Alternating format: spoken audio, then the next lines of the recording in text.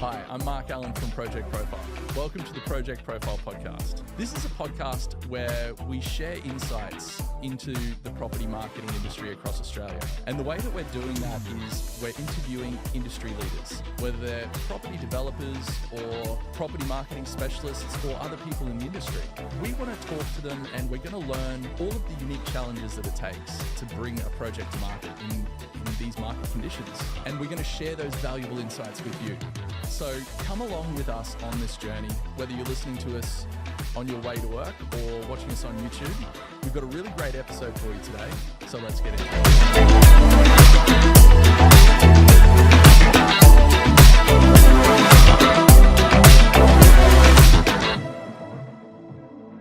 Hi there and welcome back to the Project Profile podcast. Today I'm here with David Benett from Adaptive. Welcome, David. Thanks so much for having me, Mark. No worries. This is my first podcast. Oh, it's your first podcast? Yes. Oh, fantastic. I'm very excited about being on this podcast. Yeah, well, we've got the audio and the visual elements. So, it's a video and an audio podcast, which is kind of cool. Nice. So, and today we're going to be talking about AI and specifically how we can be using or it is used with property marketing. And so there's a lot of talk about AI these days. Everyone, it's the new hot topic. People might see it as a bubble like crypto or NFTs and be a bit wary about it for good reason. But I think that it's pretty safe to say that it is here to stay now. It's part of what we have. It's being baked into pretty much every device we use. So I'm just really interested as an expert in AI from Adaptive, and just to give some background, you tell us a bit about Adaptive. Yeah, look, I'll take a step back. So last year, I had what was called my ChatGPT aha moment, where I started using a bit of AI and realised just how powerful it was. And so with my background in property marketing, I knew that section was going to get quite disrupted. So spent a lot of time last year getting my head around large language models and what that means and how it's going to affect, visuals, text creation, day-to-day work life, all that sort of stuff for everybody. And then taking that a step further and applying that into the property space, I knew there was a lot of change coming. So earlier this year, pivoted into being an AI consultant with Adaptive and launched around March. And I've recently been working with a lot of architects, developers, sales teams about how I can get integrated into their business. That's excellent. Yeah.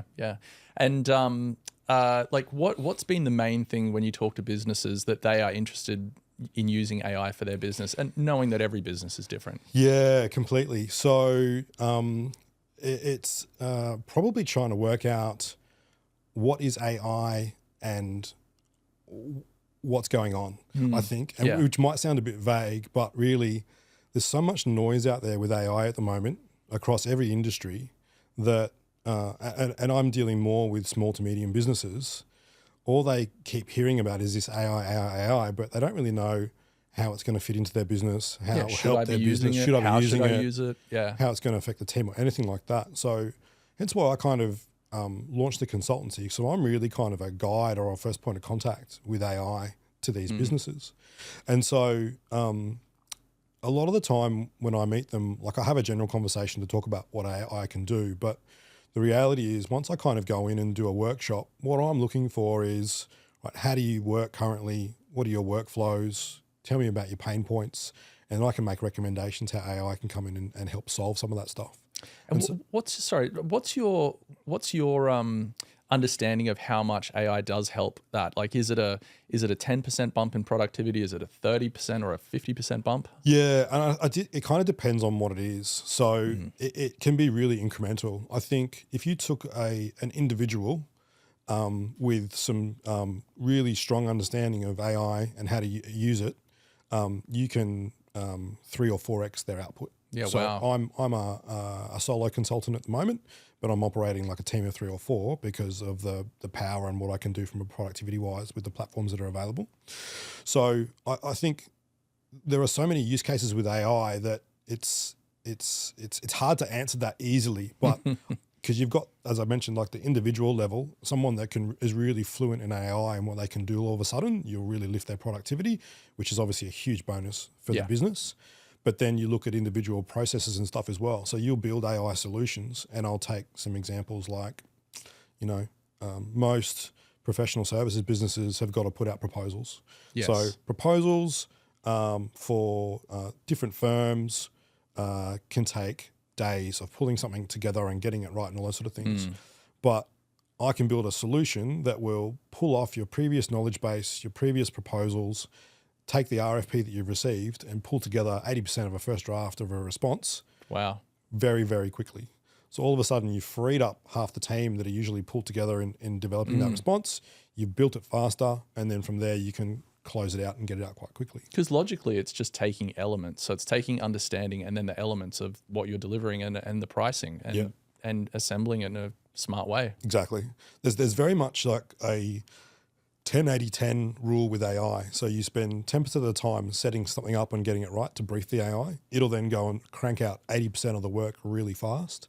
And then you've just got to take what they've given you, polish it off, finish it off, and you're done. Yeah. So that's kind of a good rule of thumb across a lot of things. But I'm kind of been working with different people in so many different ways. So commercial property team, they are dealing with managing landlord requests or tenant requests. You can build agents that can handle those requests. So it's not an output that you're really as a KPI against that. It's how much are you freeing up team to go and do other core high value work that's better from a revenue generation point of view. That's spot on, isn't it? It's taking that busy work, that low level busy work and giving it to AI so that you can be more productive. Yeah, so much. Yeah.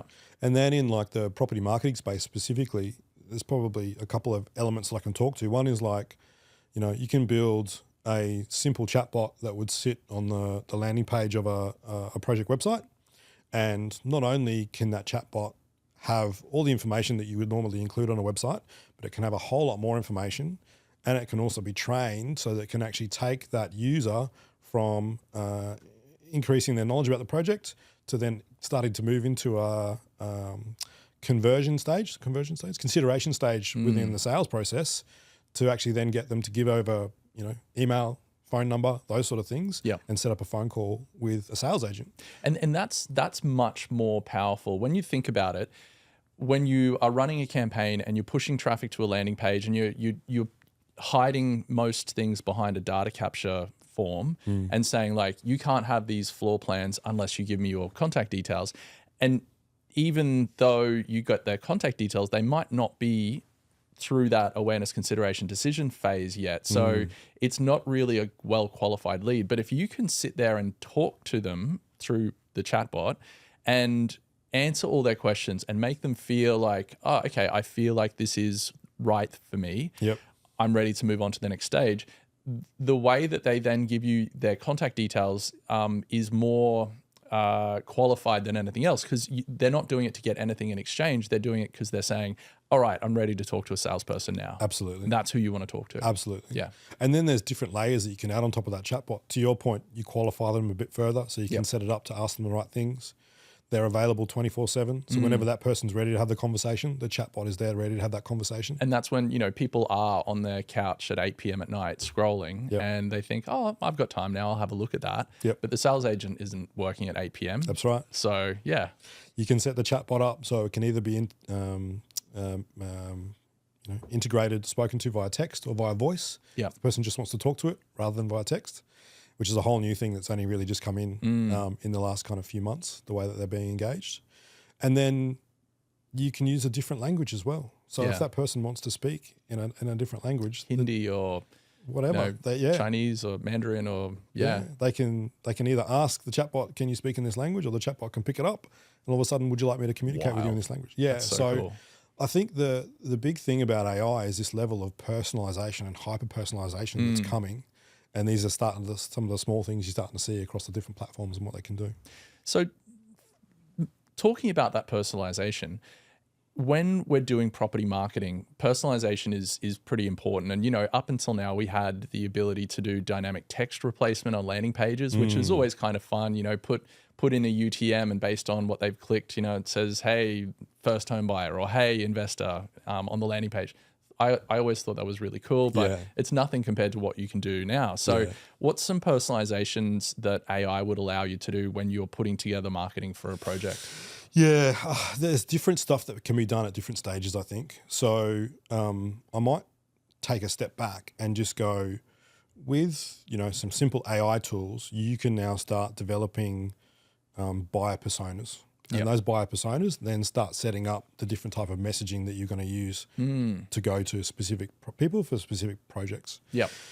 Then from there, once you understand the messaging that you're doing, then you start building out creative that is specifically set for those different personas and that message that goes associated with that. That's really cool because you can be testing in market those different personas and you can turn off ones that aren't completely. Like, you're like, okay, empty nester, you know, downsizer, first home buyer, investor, what am I going to target? Like that's what we do now, but you could go hyper into it and be like, you know, parents with one child and a dog, and you know, and you can show creative based on that. So much. That's really cool. And so you can keep going further and further. So obviously that those creatives would then get put into the different platforms that are going to go and target people.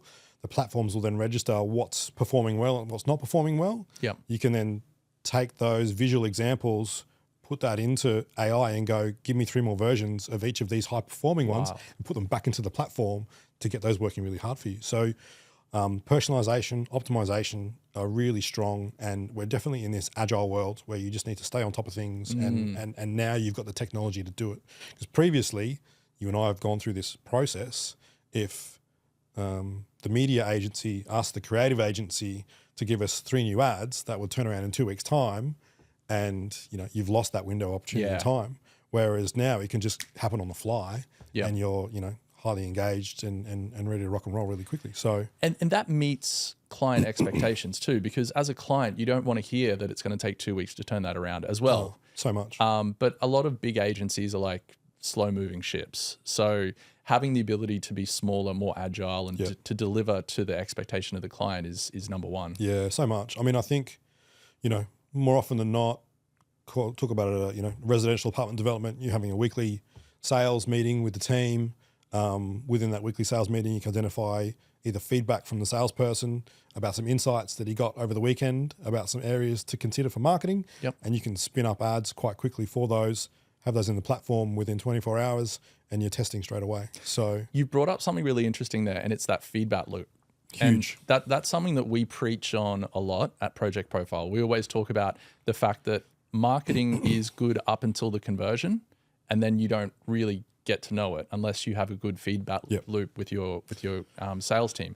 And then from there, where they can tell you this works, this doesn't work, this is the feedback we're getting, this is a buyer persona, this is the locations that are converting, then that feeds back in and you get a much more effective sort of outcome. But what about, you were saying before, creating your data, having your data using AI, your own data, but then feeding live sale data back into it so that you can then update your personas and whatnot based on who is actually buying? Yeah, I think we were, prior to starting, talking about predictive analytics. Yeah. And so AI is obviously fantastic with data, and you can take previous sales data. So if you've been in business for a while doing fairly similar projects, you can have a lot of previous sales data that you can then integrate within a large language model, add into that buyer personas that are you're targeting currently, what's happening economically to understand what's going on in current time, to start then building out predictive potential sales paths for the next, you know, call it next 6 to 12 months, that then you can identify what sales rate you should be working to, velocity of sales, marketing spend for those future months, all those sort of things, that then if finely tuned, you can understand if you need to dial those things up or down or reset your expectations depending on what's happening at the time. Yeah. So that just makes your planning, finances, marketing spend so much more efficient. Yeah. Yeah. Look, we currently use AI for analyzing our campaigns. So every time we launch a campaign, we always test 3 things. And then at the end of the campaign, we will put the data through AI and we'll say, this is our assumptions. This is the hypothesis that we were testing. This is the 3 variables.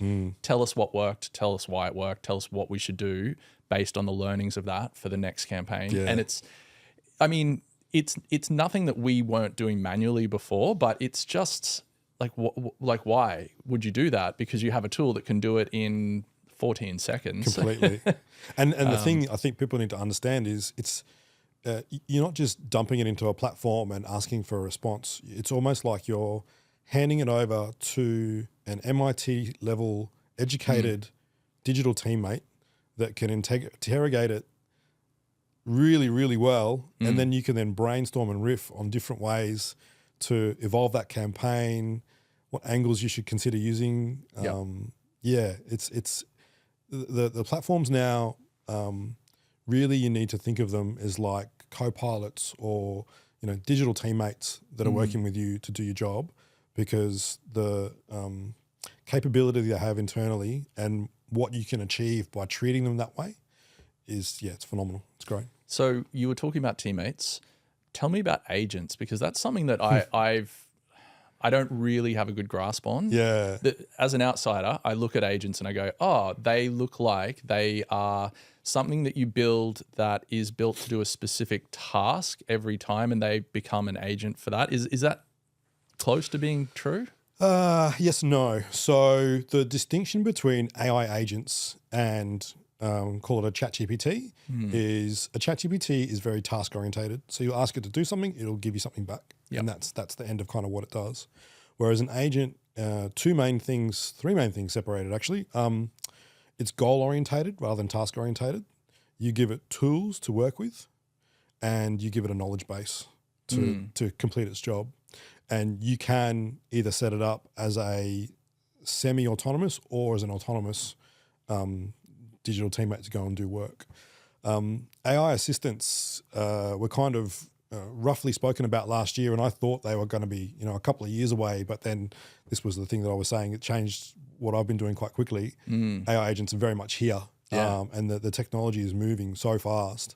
So people are starting to integrate them at an enterprise level, but also at a small to medium business level. So I've been doing some agents around customer service, around receiving information and then putting that into a CRM platform, pulling information out of a CRM platform. Cool. Appointment setting agents. So that's what I was thinking for property. That is a good fit. A really good use case in the sales environment is, you'll have sales teams that have a lead comes in and they've got they call it 24, 48, 72, 10-day rules that they have to follow up and reach out to that person to try and get in contact. And more often than not, they will hopefully reach out within 24 hours. It's probably a 50% chance of them calling again within 48 hours. What do you mean percentage chance? As in the sales agent, most of the time. Oh, you're talking about the sales agent. I'm talking about sales agent at this point in time. They just get so bogged down in day to day or chasing leads or chasing what's almost a sale that they just don't have the capacity to then do those follow-ups or do that third or fourth follow-up. And it's the low-level jobs. It's the low-level jobs. And so when you're moving to now a 24-month sales cycle where it's taking a lot longer for someone to make a decision to buy a property, they're not in a rush to pick up that phone call from that salesperson. So you've got to get them in the funnel and talk to them longer. Yeah. And so... And that's where touch points become more important, huge. Like making sure you're doing an email drip campaign and you're communicating every month through a blog and EDM and keeping them engaged through that process. Yeah. And so I'll come back to that and how our AI can work into that a little bit, but just to round out the agent appointment setter. So you can set it up so that if you've made a second call and you still haven't got through to that person, then you just hand it off to the agent. And the agent will follow up via voice to try and catch that person. They can do it. And you're talking AI agent now when you say correct, agent. Yeah. So, sorry, yeah. It's funny in property, agents, AI agents, you've got to be really specific about what you're talking to.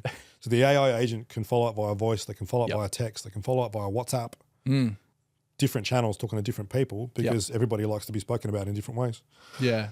And then... And that's a big thing too, is you may have someone who is trying to call them on the phone, but they're like, I just want to talk over SMS to begin with because I'm a bit standoffish. So, you more often than not, you've got a couple buying a high ticket, $1 million apartment somewhere. Most often than not these days, they've both got very big jobs.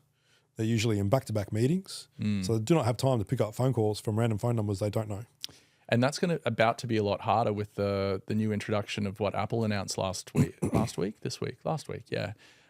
where they will screen calls for you. Yeah. So if you don't recognize the number, an AI will say, "Hi, I'm Mark's AI agent. Can you let me know what this call is about?" And then they display it on the screen, and Yep. you make a decision of whether you want to answer that call or not. And if it's a cold call, you're always going to say no. Yeah. So it's about to get a lot harder out there. So much. Yeah. We're probably going a little bit too deep in the agent space, but what you're talking to is agents talking to agents.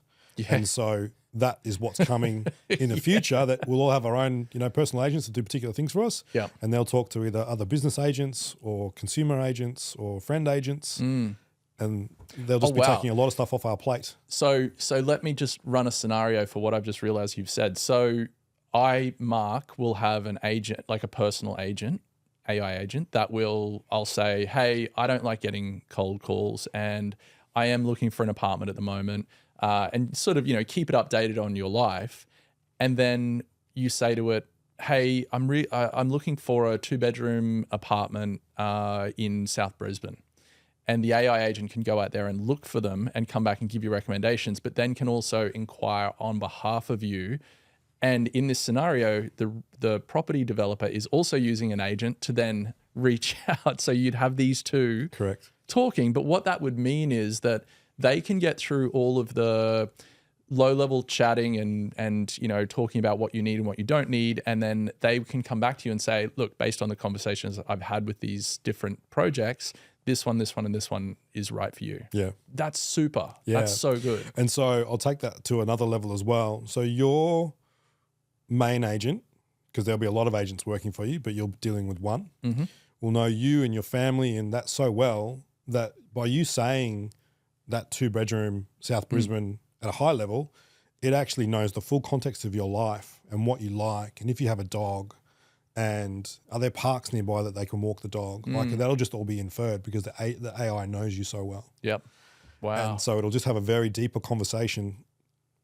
And when that does come back to you, if it comes back to you and says that's probably not the right reason, it's going to call out all these particular things that it knows about you and how that's not meeting the way you like to live. And I guess everyone will just get to trust the agent because it knows you so much. You wouldn't really question it. You'd say, right, well, it mustn't be for me. Yeah. Yes. And this is where we're all kind of moving to a little bit. And probably one of the things I wanted to talk about today, we're kind of going all over the shop, but We are. There's so much to talk about. There's so much to talk about. You can't go linear. You were kind of talking about digital twins a little bit. I don't know if you've heard about that very much, but we have just brought on a partner and they specialize in renders, but specifically digital twins. And they have the sales suite, big screens and iPads and whatnot. And so the sales agent can sit there and show, zoom, twist, move in, move out, click on each level and see the floor plate for that level. And it's just really cool stuff that you can do with the digital twins now. So the term digital twin in simplicity means a digital version of something. Yeah. And so you've referenced that to a digital version of property. Digital twins in the property space is either like a single individual, resi, or you can build it out to a city. Like there's amazing things you can do with digital twins. And even for the Olympics, there's businesses that are kind of really suggesting we can build out digital twins because we can understand movements of pedestrians and traffic and all that sort of stuff. And you can test different scenarios before you actually go away and build all this infrastructure. Yeah. I was kind of more referring to digital twins in like a digital version of Mark or the digital version of David. Right. Or in agent form. In agent form. Yes. Or in a marketing sense. So if you know that you're after, premium buyers on the Gold Coast that is spending this much and do this type of thing, you can build a digital twin of that persona. So then you can actually feed it messaging and understand how it will receive that messaging. Feed it images. Do you like this? Do you not like this? So you can test it. So it's rather than going away and doing focus groups, you can go away and test things on digital AI twins. focus groups. Yeah.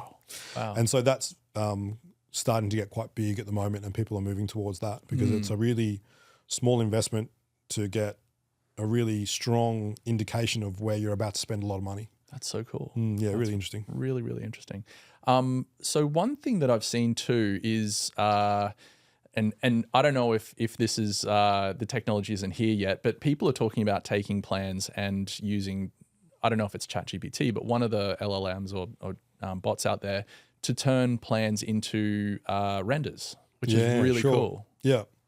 So there's a lot of people playing in this space now. There's a lot of platforms that you can buy off the shelf and try. It's all very early phase. No one's kind of nailed it just yet. Yeah.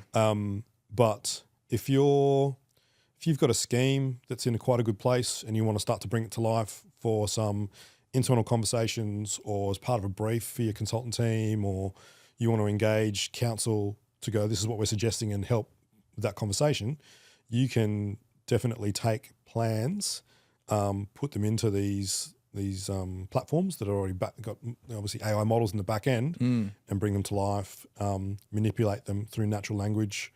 Yep. If you want to see them at nighttime, you want to see them at daytime, you want to change the landscaping, you Show want it to change with the people, balconies. show it without people. Yeah. So easily. And I think that the thing that they haven't gotten right yet, which is when this comes, it'll be a real game changer, is just the ability to have precise control over stuff, especially with renders. Like, it's so particular. You need to make sure that you have a granular control over what's being displayed.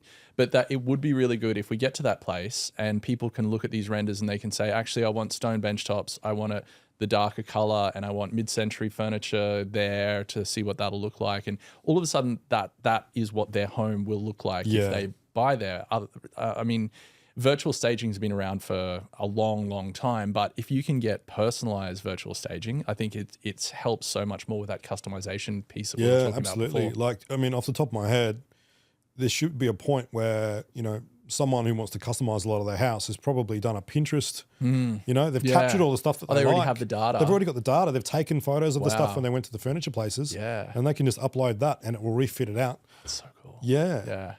That's amazing.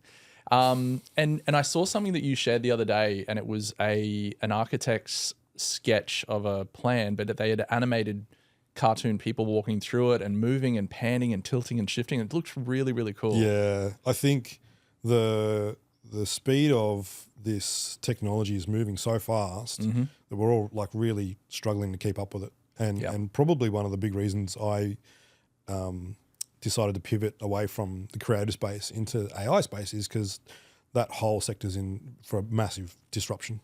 I definitely wanted to be on the front of it rather than kind of getting swept up by it. And so, as an example, generative AI as we know it is only just over 2.5 years old.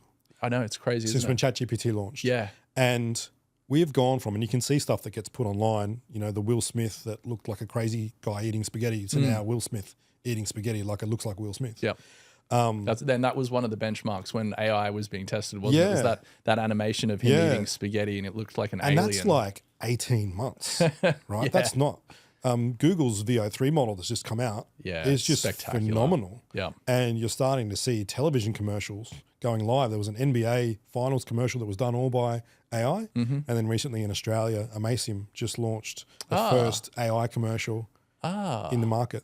And I think there was a Coca-Cola one the other day as well. So they're starting Coke played around with it for a Christmas ad. And So that's what it was. The Christmas ad, So it's getting good enough that it's getting now used commercially. And so the same thing is going to be seen in property as well. So yes, to your point, you can take, rough sketches, renders, put them into a model, ask it to then, do some great stuff from a visual point of view, add people, not add people, change what they're wearing, change what they look like. Yep. And it will all just happen with natural language. Yeah. And I think my caveat around all of this is there's some really interesting ways that AI can get used for this type of stuff, but it's really for the ideation phase, not so much the final output phase. There's still a lot there that needs to be crafted, considered, costed, and those sort of things. So a lot of this stuff is great to help you quickly get to some ideas, and then you kind of want the humans to jump in after that and do the work. I think that's a really good point, is that it is a tool that enables creativity. I mean, thinking back to my my days in the ad agency world, and you'd go and talk to the creative director about a campaign, and he'd have a black pen and paper, and he'd squiggle out a quick mock-up and rip it off and give it to you and say, take that to the studio, and the studio would sort of mock up something.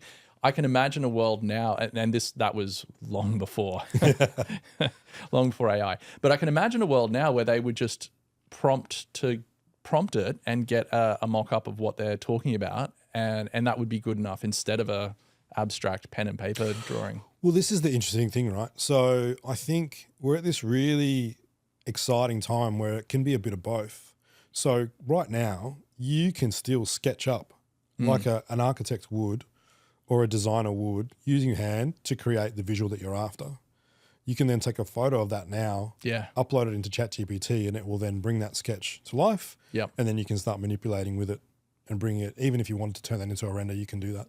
So they're not awesome, but again, we're 2.5 years into this technology. And there's other specific architect platforms and other that can do a really good job of taking that sketch and moving it into something that's more usable than taking that and taking it into drawings and specs and then putting it into Revit or CAD or whatever it needs to be done with. So, it's both. You can still have that enjoyment of sketching and conceptualizing with your own brain first, and then you just get AI to do the heavy lifting of then taking that sketch and then digitizing it and then moving it forward. Yeah.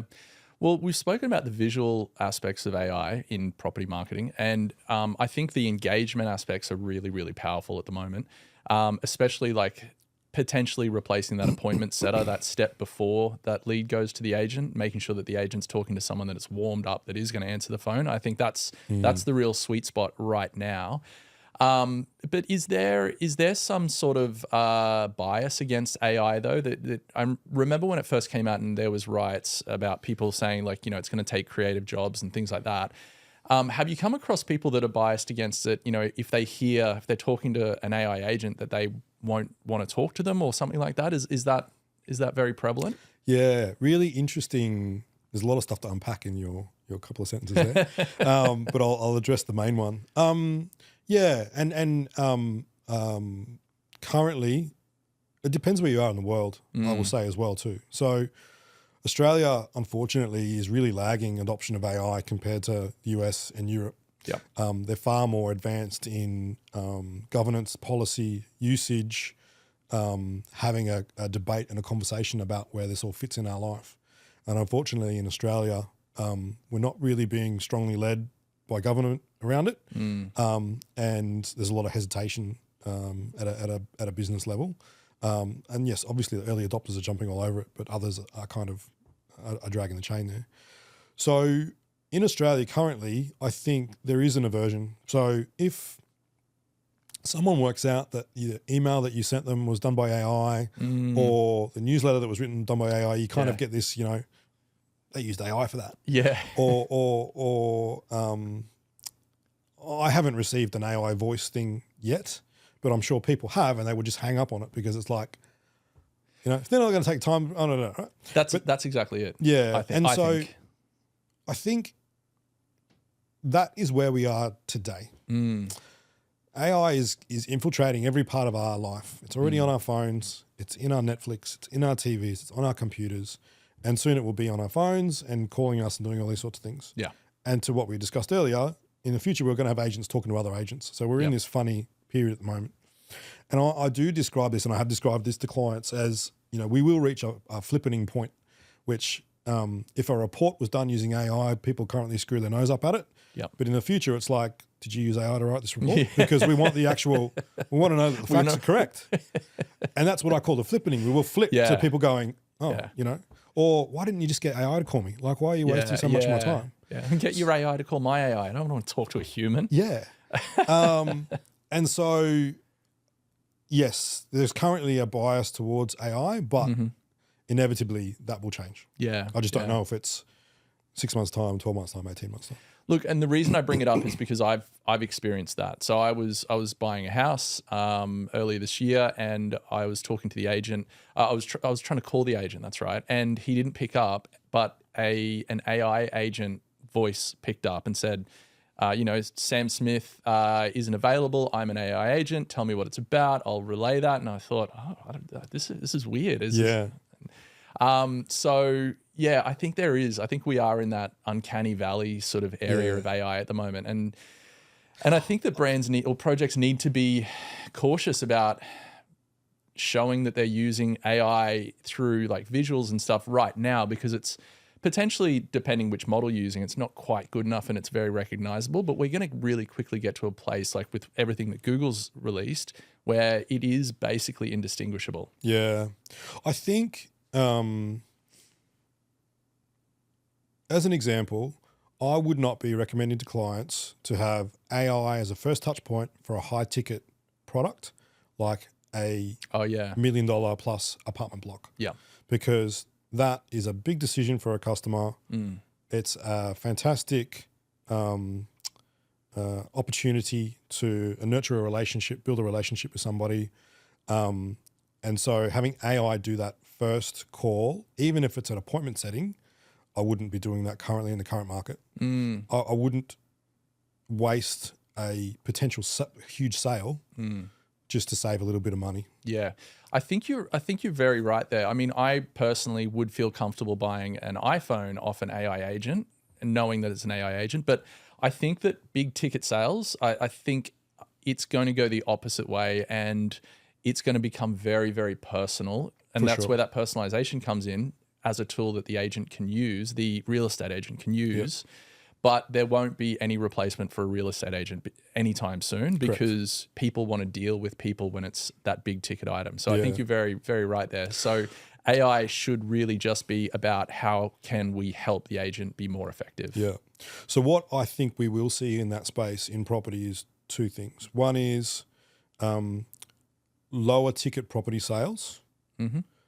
So you might do a progressive prefab business might come to market.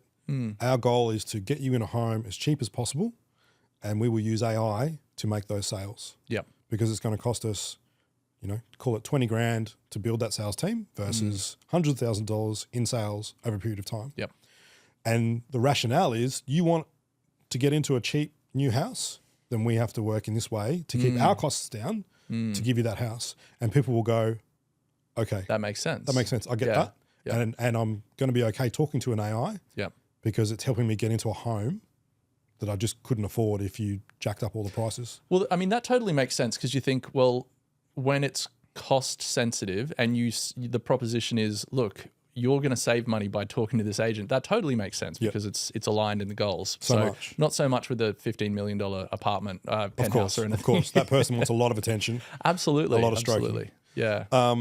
Where you might also see it too is what is going to start and is starting, definitely in the creative space, we've started seeing AI first creative agencies. So they're taking a different approach to the market. They're using AI tools to achieve creative goals. Yep. That's their point of difference. And people are interested. They have clients. They're going to keep building that skill and refining that over time. Whereas other agencies are, this is how we work and we're going to bring in AI underneath us. Yeah. In the property space, you will see AI first property sales teams that will come out. And is that going to be 100% AI? Probably not. But it might be, two people that run that business that have then digital agents sitting underneath them that do particular things. Yep. And they might be able to do a sale at 2% rather than 4%. So people will stress test the market to see if that's available at some point. But inevitably, all sales teams will be bringing in AI at some level within the next 12 to 18 months for sure, because we've got a challenge market. There's some great efficiencies to be had there. And you will probably have your clients asking you, are you using AI? Because I know it's going to pick up that lagging stuff that your sales team can't actually get on top of right now. Yeah.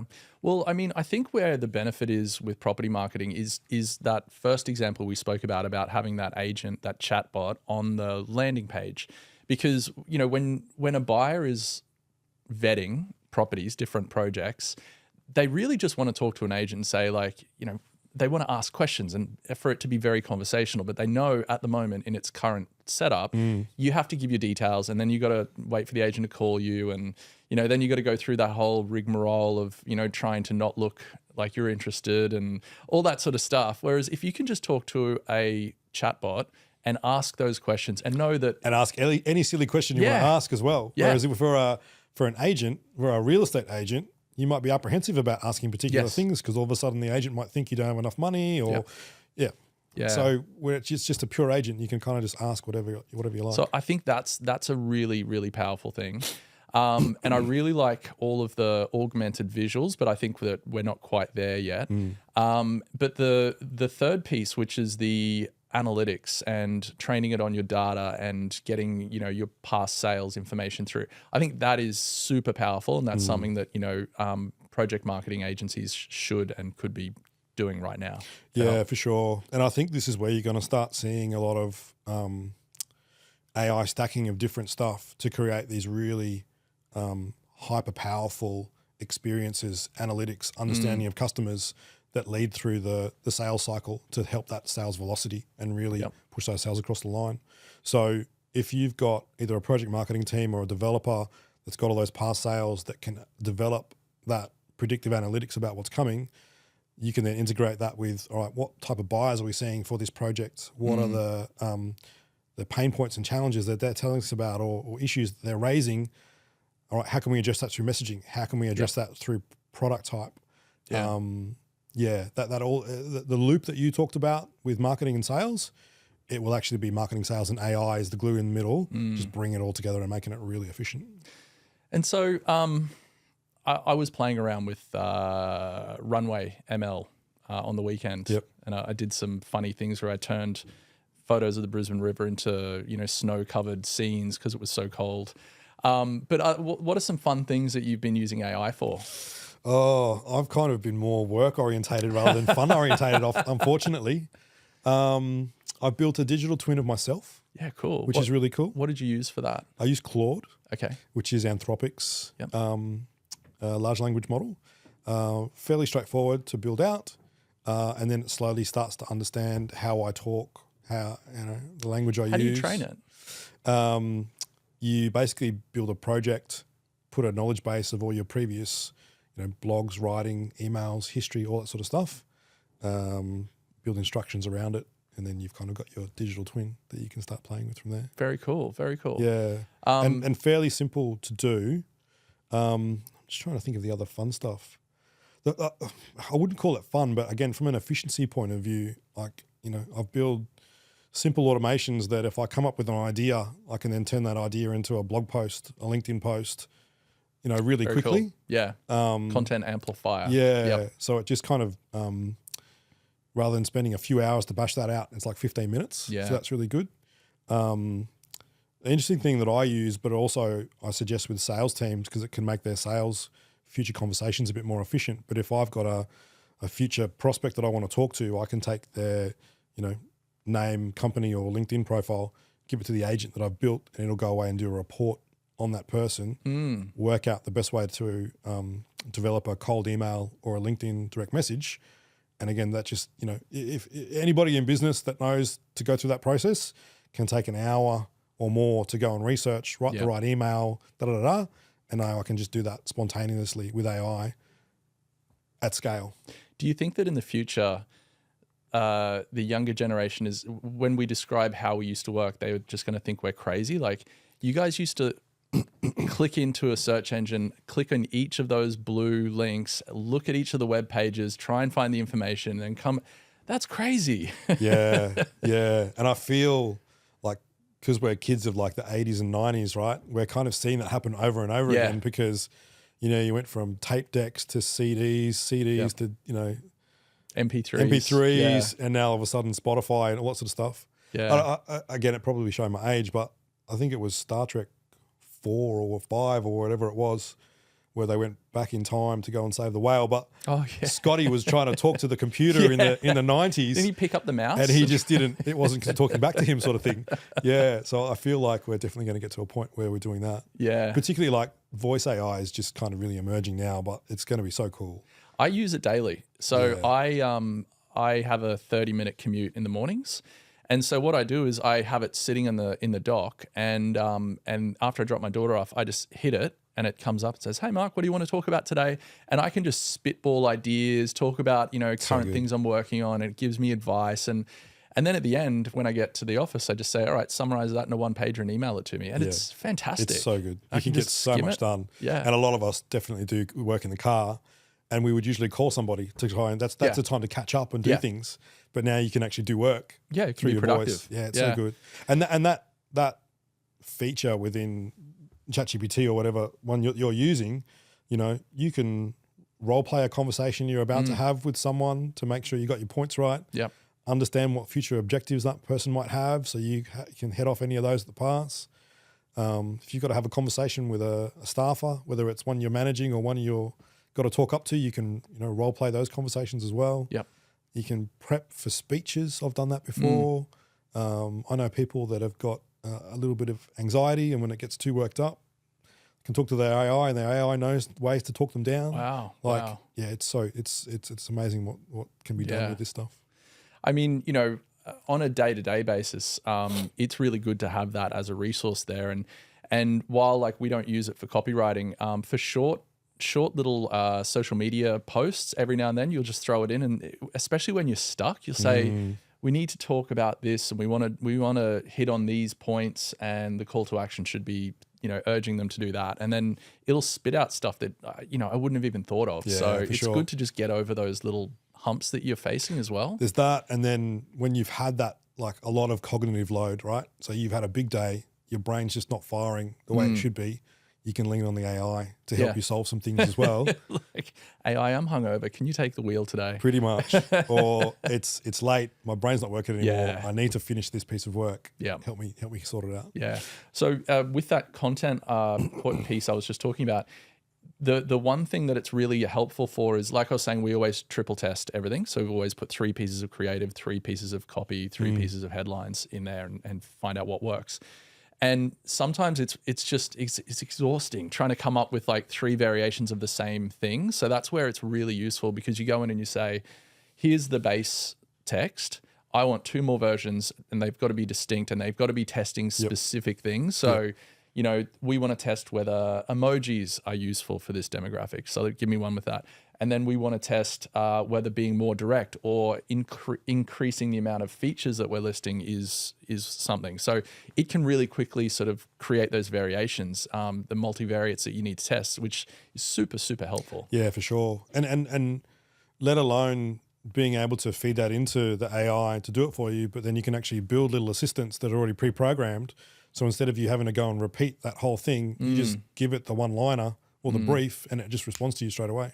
I think that another place that it would be really good for property marketing is the managing out community management on social media for a project. Yep. So it's one thing that's always really tricky. It's very expensive because you've got to pay someone by the hour to monitor it and then respond. And the only other thing is that, like, that's kind of, you're hearing from people that could be potential buyers, but you also need to deal with trolls and all that sort of stuff. So having an AI that you don't have to pay hourly, that has guardrails and rules about how it responds and how it engages, I could see as being really, really powerful in today's market. I think so too. And the great thing is, you know, the community would have so many different things that would want to learn and understand or convey and that sort of stuff. And it can do it through that one channel. And so not only can you build out the knowledge base that it can then feed back to the community, but anything else question-wise or other information that needs to be done, you can set it up so that agent would then ask a human what the answer to this is, and then provide that answer, and then add that to the knowledge base. Yeah. So it's an ever-evolving knowledge base over time. See, that's where I think the true value is there as well, because you've got those checks where it checks with a human first. That would give me peace of mind. Whereas at the moment, right now, I would be hesitant to use it as a community manager, because I would be a bit afraid because you don't have those variables. Yeah, absolutely. And I think, again, if you're selling, you know, $15 candle sets, then you can probably let AI off the leash and you don't need to get too heavily involved. If you're taking a large mixed-use community project to market that's worth millions and millions of dollars, you still need a human in the loop across that. Yeah. And you can set up those agents or the AI to bring you in as needed with what's going on. Yeah. The other thing that just came to mind from a community management point of view, but you know, you still want to have those face-to-face conversations with the community. But if you can record and transcribe those conversations, then you can easily put that into a knowledge base and then work with that and understand those insights and understand those concerns, and then turn that into future content and conversations and stuff to be had. Yeah, yeah. Again, just speeding up a lot of time. Yeah. Do you think as social media becomes more and more filled with AI generated content, we're going to get to a point where it's just all AI? Yeah, it's interesting. So, as an example, and I think you play in the SEO space a little bit. Yeah, a little bit. So currently, because it's so easy to dump stuff into the AI at the moment, we're getting completely spammed by AI content. Yeah. But what people are seeing, because it's been in market enough now and they've tested it, that AI content versus human content, the AI does not perform as well as the human generated content. Human generated content is probably 3 to 4 times more click-through rate from an SEO point of view than AI generated content. So when you say human generated content, you're talking about someone talking to camera as a human? No, I'll talk about this purely from a text point of view. Okay. So you can identify what your SEO keywords are, give it to an automation, an agent, an AI, whatever, and write me the blog article that's going to sit on my website. Yeah. And it will write something pretty good. But unfortunately, if you don't know what you're doing, you will then write something very generic as well. So then when, and sorry, there's 2 things to talk about here, because search is changing so much. Search is going from people Google searching to now Google feels like Facebook or the yellow pages, right? Google feels like the yellow pages now. I only, like when I need to learn something or know the answer to a question, I pick up ChatGPT over picking up Google, because I know that the first 5 answers are going to be ads. Yep.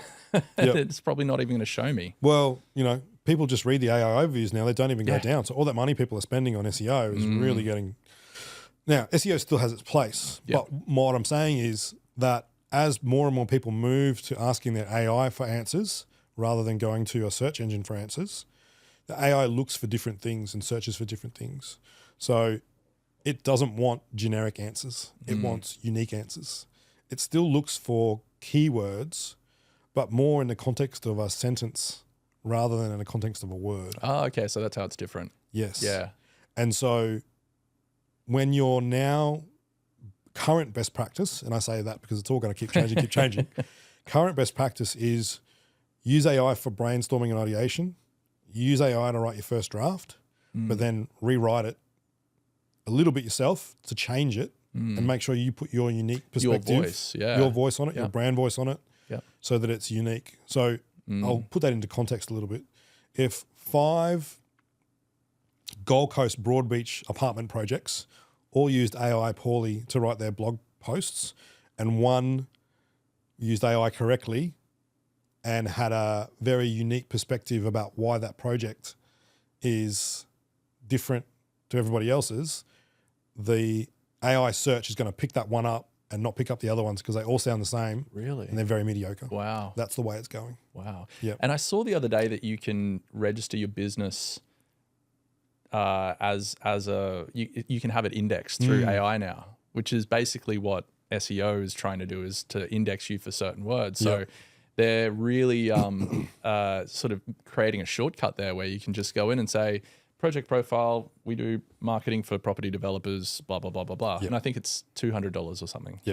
So they're going to make a lot of money out of that because people will be falling over themselves to pay them to be indexed through AI. Yeah, I mean, that's OpenAI, and they're specifically really racing to make sure that they're everybody's AI. So they're turning on all this really cool stuff. Yeah. And it's really disrupting a lot of sectors and how they're working. Yeah. So, search, SEO is all changing. But, separately, I was testing this on the weekend, and I put, I think I put 2-bedroom, 2-bathroom apartment Gold Coast in 3 or 4 different search engines. Yep. And it gave me all different stuff. Search engines like AIs. AIs. Yeah. Oh, right. Yeah. So I think it was ChatGPT was good at giving me current off the plan projects. I think Perplexity gave me old existing apartment projects that aren't selling apartments at the moment, but because their websites had been there so long, that was what it went to as the authority on apartment projects on the Gold Coast. I think Claude went to REA listings. So it's very it's all over the shop at the moment. So should property marketers be submitting their projects to to all of the chatbots then? I think at the moment, where what they're building from a website point of view has really got to be reviewed. Yeah. So where you could kind of stand up an EOI page quite quickly, that's not going to get enough to get an interest out of the current AI platforms. Yep. There needs to be space on there for more long form content and more unique perspectives of not only that product, but the location and a few other things to get the attention of the search bots from the AI compared to Google. Right. So this is just opening up a whole new kettle of worms. Yep. Wow. Yep. Yeah. So there's a lot to unpack there. I think that property marketers have more tools than ever these days. We had the acceleration of technology uptake through COVID, which was great. And now you've got AI. And I think that unfortunately, there's kind of too much noise out there, and it's really hard to know what you should be using. Should you be using it? How should you be using it? And what should you be avoiding? I mean, I see content every day for these amazing AI generated videos and all the different things that I think wow, there's all this cool stuff you can do, but you just kind of feel a bit overwhelmed and you don't know where to start. So I think that at the moment AI has a place in exactly what you're talking about, ideation and first drafts of a lot of content around property marketing. But until the tools become so good that they're indistinguishable and they're foolproof, they actually deliver what needs to be delivered, I think it might be a bit hard to say we're going to put AI out the front of our project for right now. Yeah. I think where property developers should be thinking about is experimenting, piloting programs,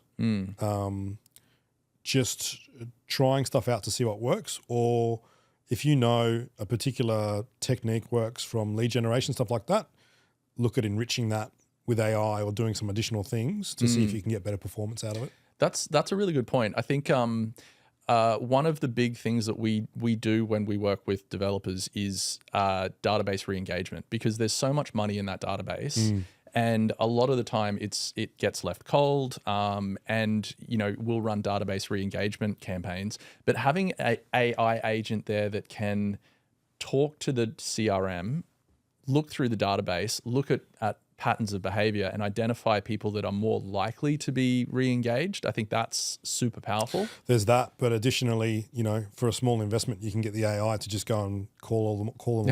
Every single one of them. Yeah. Every single one of them. Yeah. And if they don't get through on the phone, you can SMS them, you can WhatsApp them. Yeah. It's one of the fantastic use cases with AI is scale. So if you have quite a large database, rather than, the poor old person that would have been calling previously or just relying on the email campaigns when your response rate's really tricky. Now you can just turn the AI on and they'll just go and work hard for you. And instead of talking to a few people, it'll just talk to absolutely everyone. Yeah. I think that's a really powerful thing. Yeah. That's a really powerful thing that people could be putting in place today for their property marketing. Yeah, there's some low-hanging fruit there. Yeah. So thanks very much for joining us today. It was a really, really interesting podcast. I have so much to talk about and think about with AI, and it's such an interesting topic on how we can apply it to our property marketing projects out there. So join me for our next episode, and don't forget to like and subscribe. And if you're listening on the podcast, make sure you review and give us a thumbs up on the podcasting app of your choice. Thanks very much.